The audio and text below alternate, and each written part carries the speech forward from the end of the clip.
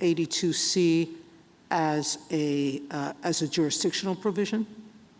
Yes, I think that it points us to 1331 as the basis for jurisdiction. But it doesn't. It says procedure. But this section is labeled procedural requirements, not jurisdictional. And the first subsection states that, quote, the rules of the courts of the U.S. apply to actions under this subsection to the same extent as such provisions and rules apply to any other action brought under Section 1331. So it's only talking about procedures. It's not talking about jurisdiction.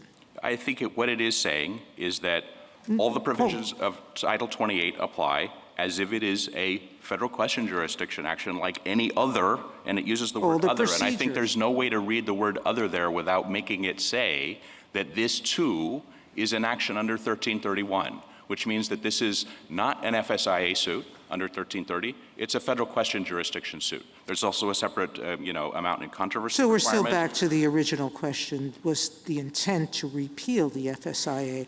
But that doesn't tell us that that was its intent. I think because it's pointing to the jurisdictional provision of the FSIA. It's pointing to procedural requirements of 1331.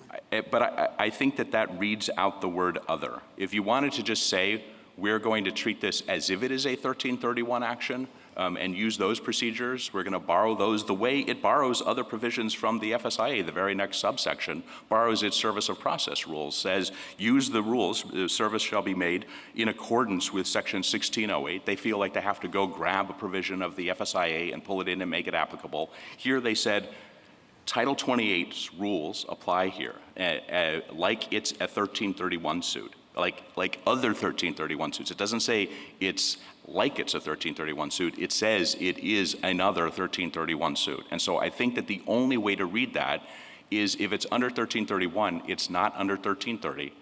They could have said 1330 or 1331. They could have said, depending on which defendant you have, if it's against a foreign sovereign, you would want it to be a 1330 suit. If it's against if it's against the cruise ships from the first case this morning, it's a federal question jurisdiction case. They didn't say that. They said it's 1331.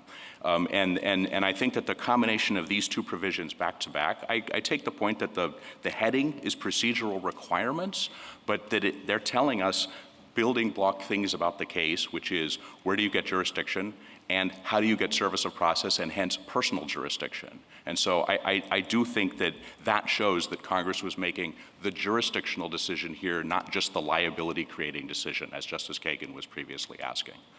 Justice Kagan?